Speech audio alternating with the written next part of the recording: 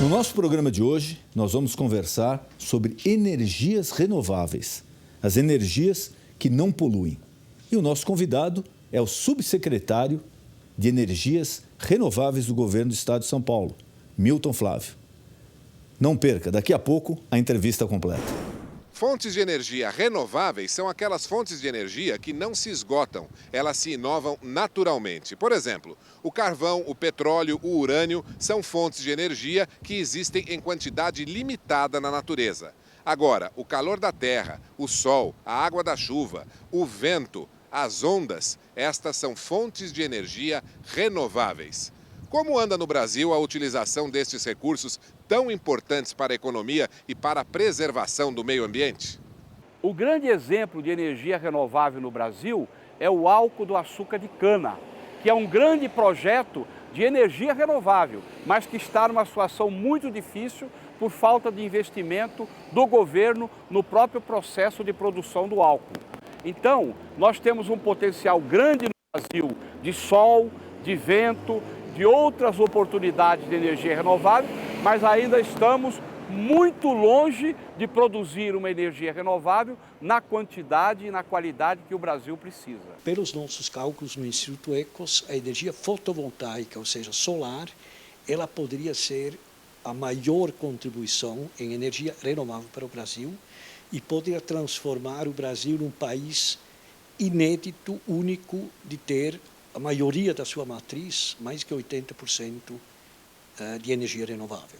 E o meu sonho é ver o Brasil no único país, em um grande país, com a matriz 100% renovável, ou seja, não depender de energia fóssil que emite gás carbônico que muda o nosso clima. A utilização das energias renováveis é o tema que o pastor Denis Munhoz e seu convidado abordarão no programa Ponto de Equilíbrio desta noite. Milton Flávio é médico urologista, professor, mestre e doutor pela Faculdade de Medicina de Botucatu, a Unesp. É membro da Associação Paulista de Medicina, da Sociedade Brasileira de Urologia, da Sociedade Brasileira de Nefrologia e da Associação Americana de Urologia. Foi secretário de Saúde e Meio Ambiente da cidade de Botucatu e superintendente do Instituto de Assistência Médica ao Servidor Público Estadual de São Paulo, o IANSP. Foi deputado estadual pelo PSDB por 4 mandatos. Na Assembleia Legislativa, foi líder de governo nas gestões Mário Covas e Geraldo Alckmin e vice-líder de governo na gestão Serra. Foi presidente da União dos Parlamentares do Mercosul.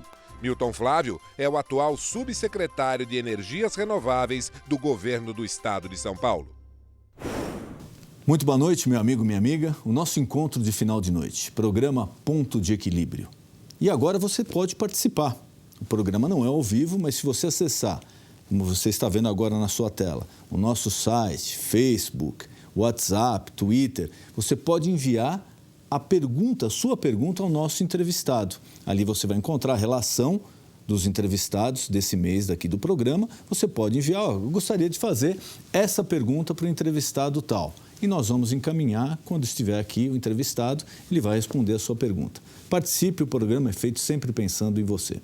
E nessa noite é com imenso prazer que nós recebemos aqui, nos nossos estúdios, Milton Flávio. Ele é subsecretário de Energias Renováveis do Estado de São Paulo. Milton, muito obrigado por ter aceito o nosso convite. Eu que é um prazer agradeço recebê-lo aqui. E vamos falar um pouquinho sobre isso que está...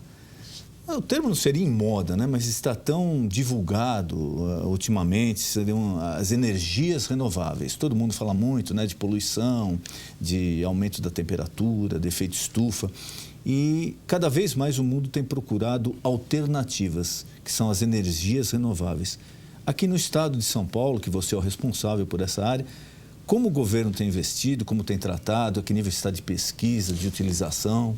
Olha, Denis, eu fico primeiro agradecido pela oportunidade de falar sobre esse tema, até porque ele só terá sucesso, ele só será atingido na sua plenitude se a população se conscientizar e participar efetivamente desse esforço que não é individual, né? Não é de um município, não é de um estado, não é de um país, é de uma nação como um todo.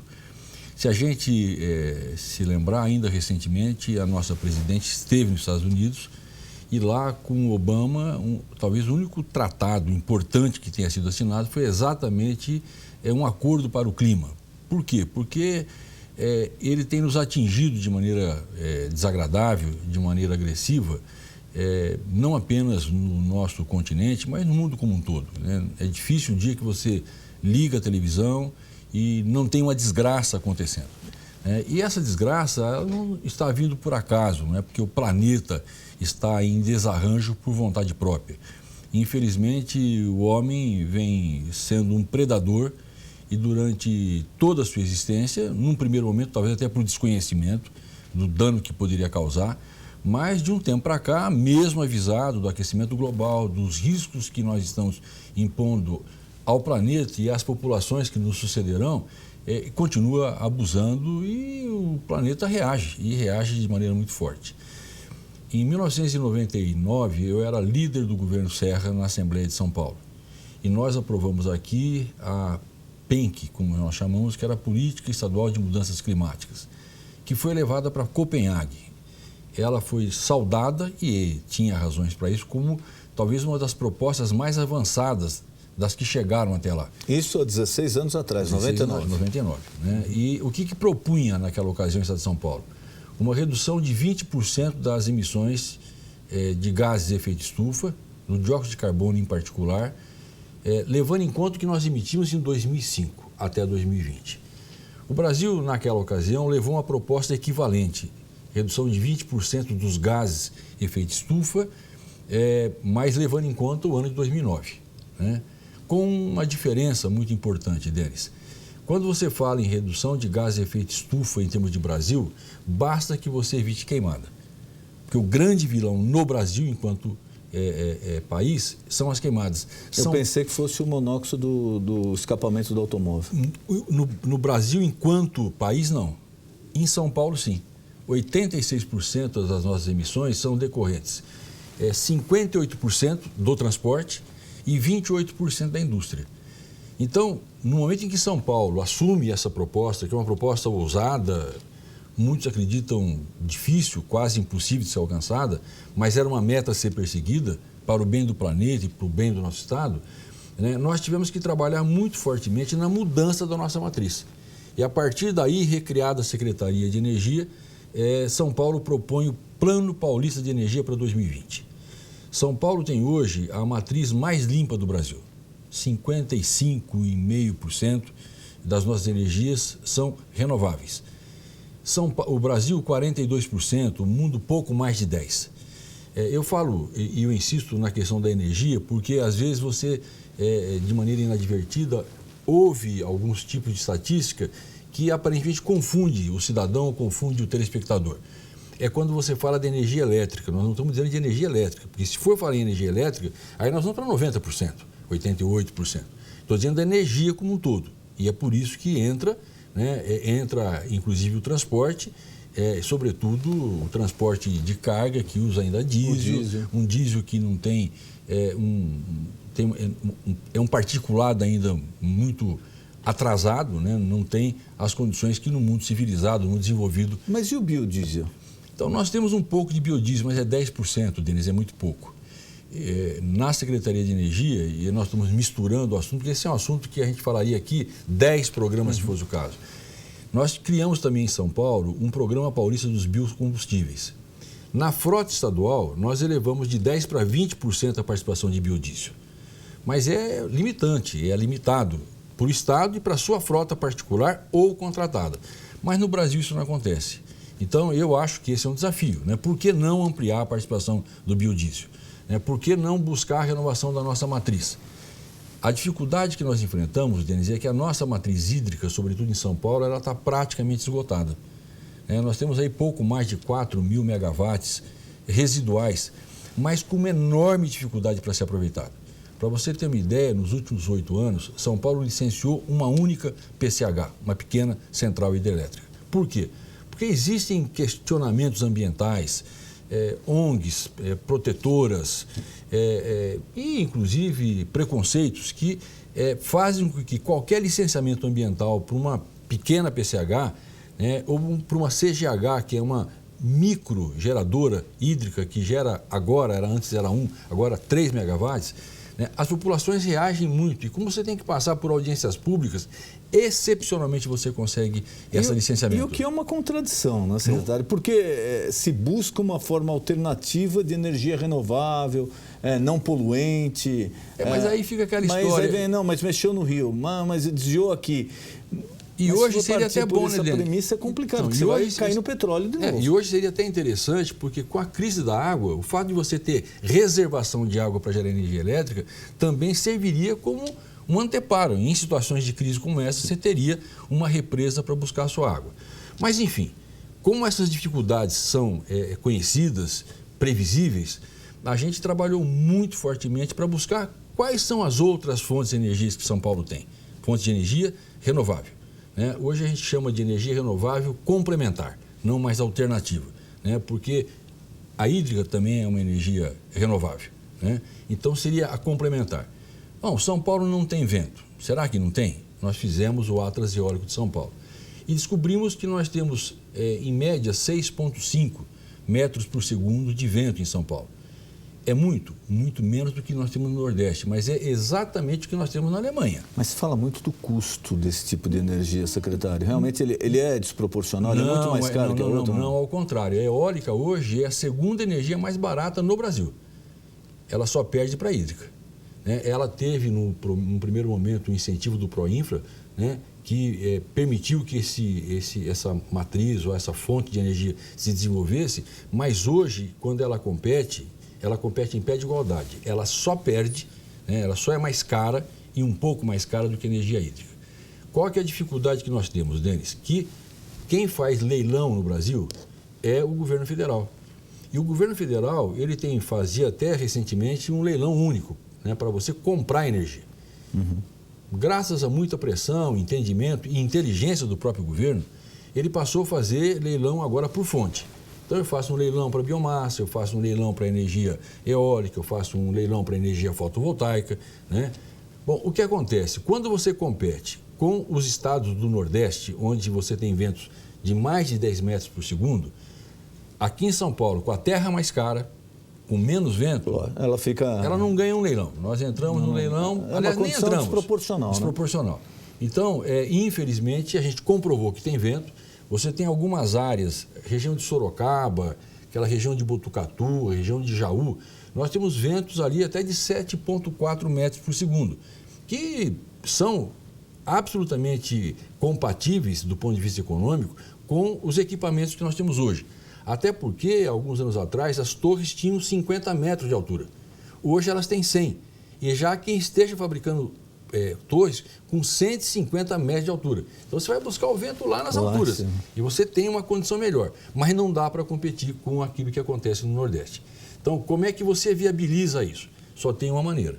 Se você e o governo federal, ou os governos estaduais em parceria com o governo federal, se forem feitos leilões regionais e por fonte. Aí você diz, olha, eu vou pegar, porque a energia no Brasil era dividida em supermercados. Então, eu vou pegar o nosso supermercado, que é o Sudeste. Então, eu vou fazer um leilão para energia fotovoltaica no Sudeste. Aí sim, aí você vai poder confrontar numa região que tem condições parecidas e aí disputar com um custo que seja aceitável. Mas, por outro lado, quando você olha o Nordeste, que tem mais vento, você tem que trazer energia do Nordeste. Aí vem a história da transmissão. Né? Aí você perde 10% na transmissão, você gasta 10% para pegar o equipamento aqui e levar até o Nordeste, quebra um equipamento, até você levar o técnico lá, você perde um mês. Né? Isso para não dizer o que fez o governo federal, que fez o leilão, assumiu a responsabilidade de fazer a linha de transmissão e não fez. O que significa isso? Que nós estamos pagando essa conta altíssima, em boa conta, ou numa parte pelo menos, porque as usinas que estavam, os sítios eólicos, que estavam prontos para funcionar, com o contrato, né, não puderam gerar energia porque não tinha transmissão, mas estão recebendo. A pazinha está parada lá, mas nós estamos pagando a conta todo mês como se estivessem produzindo aquilo que está sendo contratado.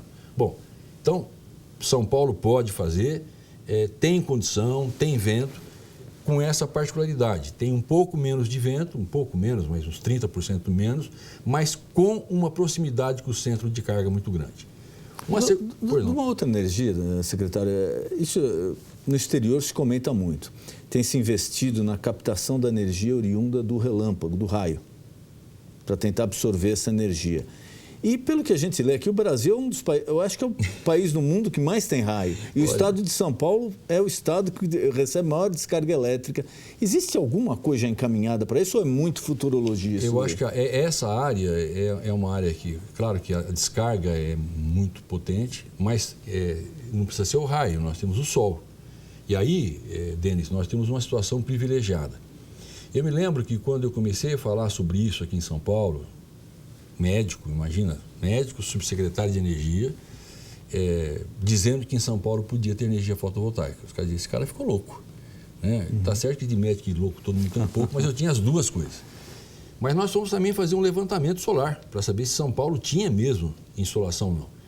Nessa região do norte e nordeste de São Paulo, é a região que vai ali de Castilho, Pereira Barreto, Dracena, Presidente Prudente, nós temos insolação equivalente ao que nós temos nas melhores áreas do Brasil. Um pouco menos, mas com uma vantagem. As pessoas não sabem disso. Quando você fala em geração fotovoltaica... Que é a popular energia solar. Energia solar. É que você tem a termosolar, aquela que aquece o nosso chuveiro. Tá. Né? A fotovoltaica é aquela que ela não aquece, ela produz elétrons e você gera energia elétrica. Mas é assim, a placa, ela gera, quanto mais insolação você tiver, mais menor for a temperatura. Então, até uns 18 graus de temperatura, ela produz, vamos dizer, no máximo que ela pode produzir. Quando a temperatura aumenta um pouco mais, ela começa a perder rendimento. Então, se você levar em conta que as nossas temperaturas são mais baixas do que na Bahia, do que no Nordeste, o que acontece? A nossa produtividade passa a ser equivalente. Eu tenho muito orgulho, porque esse é um mérito da Secretaria, é um mérito do nosso governo, do nosso governador, que fez a lição de casa. No primeiro leilão de reserva que nós fizemos, o governo federal fez em fins de 2014, novembro ou dezembro, nós só ficamos atrás da Bahia. A Bahia vendeu pouco mais de 400 megawatts em projetos, São Paulo vendeu 270 e Minas Gerais, foi o terceiro, vendeu 90. Nós vamos ter um leilão agora no dia 28 de agosto. Eu tenho certeza, ou muita convicção, que São Paulo será o estado que mais energia vai vender. Por que eu disse, Denis, que, e aí eu cumprimento o governador pela iniciativa, porque ele foi na contramão do que vinha acontecendo na energia do Brasil. Porque ao invés de oferecer vantagem pontual, vantagem individual, ele teve a clareza de que o que você precisava oferecer para o empreendedor era mercado, era condições para que ele viesse para São Paulo. E aí foi criada uma condição que hoje aqui em São Paulo, para você importar um equipamento que não tem similar nacional, para gerar energia renovável, você não paga nenhum tipo de imposto estadual. Quando o senhor fala vender energia, eu queria que o senhor explicasse um pouquinho melhor para o nosso telespectador. Como é que funciona essa venda de energia, o leilão, a licitação, a venda de energia? Você tem dois mercados, né? Você tem o mercado regulado e o mercado livre. O mercado regulado é aquele mercado que é controlado pelo governo federal. São os leilões mais tradicionais. O governo federal não define antecipadamente, mas tem interesse, precisa de energia. Ele prospecta as fontes, em função, inclusive, da modicidade tarifária, e ele abre um leilão. Vamos imaginar um leilão, para dar um exemplo, como foi feito agora, é leilão de energia fotovoltaica. Ele estabelece um VR, que é um valor de referência, né, que diz, olha, compra até aqui, está aqui para baixo. E aí, quem tem projeto se apresenta. Qual que é a grande vantagem do governo federal? É que ele compra energia por períodos longos, de 20 anos. Então, essa compra por longa duração... O investidor vai lá, implanta... Não implanta. Ele vai lá e não concorre. Assume o custo inicial. Não. Ele vai lá, só para você ter uma ideia, vai ter um leilão agora no dia 28 de agosto. Do que eu tenho conhecimento, nós devemos ter aproximadamente, no Brasil, cerca de 13 mil megawatts oferecidos, ou que foram ofertados no leilão. Eu estou imaginando que o governo federal vai comprar pouco mais de 1.000, ou em torno de 1.000. Significa que nós temos 10 vezes mais, pelo menos, projetos do que aquilo que será comprado. E é por isso que vale o leilão. Então, nós vamos chegar lá, o governo federal vai começar a estressar. Ele só diz na antevéspera ou na véspera quanto ele vai comprar, e aí você começa, né, de 40 em 40 centavos. Né? Você parte do valor de referência para baixo. Vai caindo e você vai tentando encontrar o limite do seu empreendimento. Porque o empreendimento não é igual, depende da insolação, depende do custo da terra, depende da distância da conexão. Do local da implantação. Então, e aí vão ficando pelo caminho uma série deles. Você vai aprovar 1.000, eventualmente você vai comprar 1.000 e poucos megawatts. O que significa que você continua com 12.000 megawatts, 11.000 megawatts estocados. São projetos viáveis, não são viáveis ao preço que foram nesse momento ofertados. Né? Isso é uma alternativa. A outra alternativa é a alternativa do Mercado Livre. Aí é o contrário, você é investidor, você vai lá, faz uma usina de 30 megawatts, né, e oferece para o indivíduo. Recentemente, né, o governo federal... E não seria uma forma de se baratear o custo da energia? Com certeza, essa é a nossa opinião, Denis. Eu tenho absoluta convicção de que essa é a alternativa, embora esse mercado no Brasil... Aliás, esse mercado já existe. Muita gente, por exemplo, eu posso produzir 120 megawatts. Eu vendo, por exemplo, 80 para o governo federal, porque o nosso sistema é um sistema interligado. E guardo 40. Isso me protege, sobretudo na hídrica, por essas oscilações hidrológicas e, por outro lado, me dá uma reserva. O que eu faço com essa energia que está sobrando para mim? Eu comercializo ela no Mercado Livre. Porque as empresas, via de regra, elas também compram energia na média do que elas vão precisar. E elas também sofrem oscilação. Eventualmente, em alguns momentos, elas precisam de mais energia. Por exemplo, por que nós não estamos tendo hoje racionamento? Porque a economia brasileira está muito ruim. A empresa... Porque era um risco, né? Se tivesse tido um mínimo de desenvolvimento e não tivesse tido a retração, seguramente nós estaríamos hoje enfrentando um racionamento. Mas vamos imaginar que, ao contrário, daqui a 6 meses acontece alguma coisa na China, nos Estados Unidos e o Brasil volte a crescer rapidamente. Existem empresas que estão contratadas, mas com um contrato de energia que é insuficiente. O que ela tem que fazer? Ela tem que ir no Mercado Livre comprar. O problema é que hoje, né, quem foi para o Mercado Livre pagou energia a R$ 800 o megawatt. Quando 880. Normal seria o quê? O último leilão de fotovoltaica, que foi feito em 2014, os preços médios foram em torno de 220. As pessoas não contratavam energia da biomassa, que é outra coisa importante, Denis, aqui em São Paulo, porque os usineiros achavam que um preço razoável era 300. Então você não contratou biomassa energia... Biomassa seria o quê? O aterro? Pode ser o aterro, né? Mas a biomassa que São Paulo tem é a biomassa da cana, é a grande biomassa. Nós temos em São Paulo, embora nós tenhamos 8% do nosso território, do território nacional é São Paulo, nós produzimos 50%, 55% ou mais da cana brasileira. Aí seria o quê? O resíduo. Depois que se extraiu o álcool da cana... Para cada... Duas situações. Você tem o bagaço e tem a palha. Né? Você, até para você produzir o álcool, você tem uma energia que ela é despendida.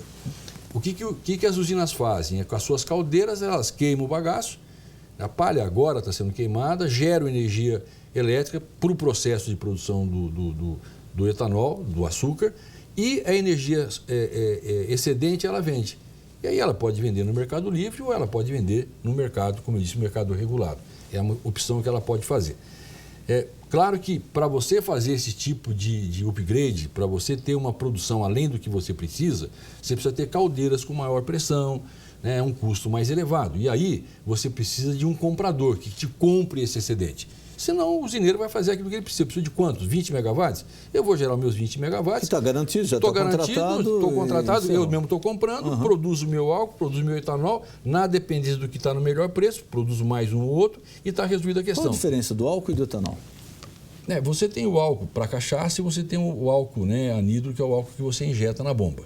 Mas eu estava dizendo, então, esse bagaço de cana que pode estar produzindo numa certa quantidade X, se você mudar a caldeira, se você fizer o que a gente chama de retrofit desse equipamento, ele pode produzir 2 ou 3 vezes mais. Tem um custo alto.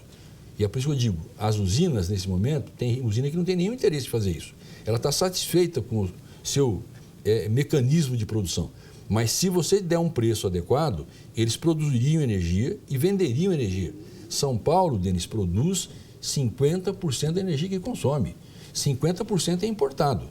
Agora, ela paga por essa energia. Ela traz de fora. Não, para nós, para o consumidor, tanto faz, mas significa que nós estamos às mãos, estamos dependendo do sistema interligado nacional. Então, se houver uma queda, se houver uma interrupção, como já aconteceu no passado, num linhão, nós ficamos sem energia. O risco de apagão, ele chegou a ser cogitado. É grande. É o que você alertava agora. A economia deu uma retração, então está tudo mais calmo.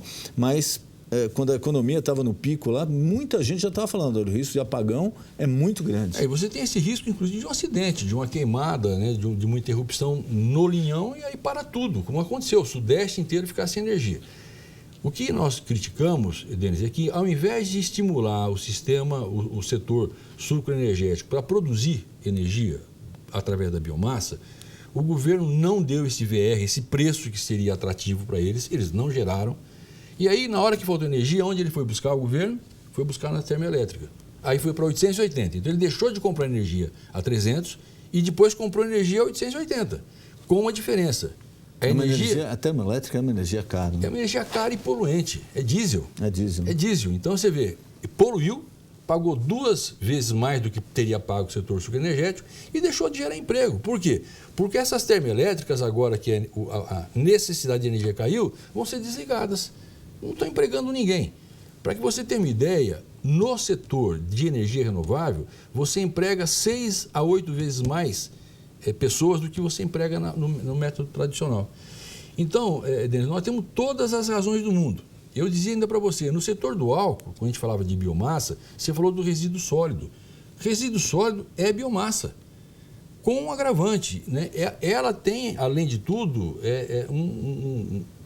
tem um custo para o planeta. Né? Você tem aí, quando você deposita em aterro, né, você tem, primeiro, uma contaminação, pode contaminar com choro e lençol freático, e emite, né, gases. Né? Gases. Nós tínhamos uma lei que nos obrigaria a tratar dos resíduos sólidos até agosto do ano passado. O governo barrigou, já jogou para mais 2, 3 anos para frente. Né? Portanto, nós vamos continuar poluindo o nosso meio ambiente, vamos continuar deixando os nossos resíduos sólidos urbanos aterrados em locais que não são adequados, o problema com um passivo lixo, ambiental, né, de 40 anos. O problema do lixo, eu conversava com o secretário aqui do municipal sobre isso e ele me falava que se parou, até um tempo atrás, se incinerava muito lixo, depois parou. E eu vejo cidades no exterior, nos Estados Unidos, na Europa, que elas tratam o lixo de uma forma que, além de não poluir, de ser reciclável, gera energia para cidades próximas onde se encontra o aterro, que o aterro lá, lógico, tem todas as cautelas para não poluir o lençol freático, a água. Você não daria para fazer isso nas cidades aqui? Não, com certeza. São Paulo tem 11 mil toneladas dia de lixo. E esse lixo está sendo jogado, está sendo aterrado. Nós podíamos estar queimando esse lixo ou tratando de outra maneira. Eu não tenho, viu, Denis, eu não tenho nenhum preconceito, não. Você tem usinas de tratamento de lixo por incineração em Paris, ao lado do Louvre. Você tem em Portugal, na capital. Você passa ao lado e não sabe que tem. Eu já visitei... tem aterros dos Estados Unidos que, se não te falar que é aterro, você não sabe. E ele está gerando energia para uma cidade lá de médio porte. Eu fui ver um aterro na Alemanha que ele foi transformado num parque de diversão. Quer dizer, então, essa conversa de que você incinerar lixo, necessariamente você produz poluição, dano ambiental, é brincadeira. Isso é brincadeira de quem tem mau gosto e não tem vergonha na cara, para assumir que está falando bobagem das grandes. Eu me lembro que eu fui visitar, e nós fomos fazer uma viagem para a Alemanha com um dos representantes da Prefeitura de São Paulo. Nós fomos ver biodigestão, que é essa outra alternativa que você pode ter. E aí, ao final dos processos de biodigestão para gerar energia elétrica, para gerar gás, em alguns lugares, o resíduo que sobrava, porque às vezes sobra 20%, 30% de matéria sólida, eles incineravam. E aí eu fiz uma pergunta com ele do meu lado. Se havia para eles, na Alemanha, alguma diferença do ponto de vista ambiental entre as metodologias que nós tínhamos visto. Fazer compostagem, fazer biodigestão, por mais de uma metodologia que eles têm, ou fazer incineração. Ele disse, doutor, para nós é a mesma coisa. O dano ambiental é exatamente igual, não existe dano ambiental. Sempre há alguma coisa, mas é a mesma coisa. Por que nós escolhemos um ou outro? Na dependência do aproveitamento do que nós vamos ter. Se eu preciso de gás, eu faço biodigestão e uso gás. Se eu tenho uma região agrícola que pode usar a compostagem e usar o que sobrou, o produto da compostagem, para fazer fertilização, eu faço fertilização. Lógico. E se eu preciso de energia, eu faço energia. De acordo com a necessidade do local. Né? E, agora, por que não se faz aqui? Primeiro, porque existe essa questão ideológica de, entre aspas, proteger os chamados catadores. Que, aliás, eu digo agora como médico, viu, Denis? Eu tenho vergonha quando você fala no exterior que o Brasil tem uma política que impede a seleção mecânica, né, eletrônica do nosso lixo para preservar... E às vezes até crianças envolvidas. Meu Deus do céu, quer dizer, eu sou médico, quer dizer, como é que você defende alguém meter a mão naquele lixo contaminado? Quer dizer, isso é uma vergonha. E tem presidente que vai lá e ainda almoça, janta, comemora como se estivesse sendo o pai dos catadores. Isso é uma coisa lamentável. É lamentável, uma coisa vergonhosa. Só brasileiro tem coragem de defender isso publicamente. Então, eu acho que, na verdade, temos muita coisa a fazer. Mas eu dizia para você, só para dar um dado, é mais para o nosso cidadão, o teu telespectador, que eu sei que busca também um ponto de equilíbrio na sua vida, no dia a dia, para cada litro de etanol que nós fabricamos, você tem 13 litros de vinhaça. Essa vinhaça pode ser digerida, biodigerida. Agora, eu não posso dizer a cidade ainda, mas no FenaSucro, agora em final de agosto, entre 25 e 28 de agosto, a Gás Brasiliano, que é daquela região lá da Noroeste, vai assinar um protocolo com uma empresa de geração de energia e com uma cidade que vai ter o seu gás canalizado e o gás que será oferecido é o gás derivado da vinhaça. Acho que será a primeira cidade brasileira que será abastecida com gás verde, absolutamente orgânico e, portanto, não poluente. 13, nós podemos chegar a produzir, Denis, aproximadamente, na pior das hipóteses, se a gente biodigerisse toda a vinhaça que São Paulo produz, de 10 a 12 milhões de metros cúbicos de gás dia, que você poderia usar como gás veicular, você podia usar para gerar energia, e você podia, o nosso plano para os biogás prevê isso, injetar na rede, no gasoduto, esverdeando, entre aspas, a nossa matriz. Você misturaria o biogás com o gás. Seria o gás de cozinha? O gás de cozinha, você mistura na rede, então você vai ter 20%, 10% de gás, biogás na rede com o restante do gás natural. Então, o que tem, Denis, para se fazer, e São Paulo está fazendo a lição de casa, mas há muita coisa para ser feita. E é uma coisa que não adianta, é inevitável, o mundo caminha para isso. E eu queria agradecer a presença do senhor. Infelizmente, nosso tempo passou muito rápido aqui, o senhor falou. Daria para a gente fazer vários programas, o senhor já fica convidado para uma outra hora que você quiser, aqui. Acho que a gente pode vir um dia que você quiser debater um assunto de cada vez. Discutir essa questão de resíduo sólido, discutir a questão da energia eólica, da energia fotovoltaica, porque isso está à disposição, não é energia do futuro. O mundo já se utiliza disso, né? Talvez do futuro seja do relâmpago, mas o resto já está aqui à disposição e o Brasil já está fazendo. Secretário, foi um prazer recebê-lo, senhor, aqui. Vamos marcar uma próxima oportunidade aqui para falar de assuntos mais pontuais que é de interesse da população. Eu que agradeço e confirmo a minha volta. O nosso encontro de final de noite, programa Ponto de Equilíbrio. Boa noite.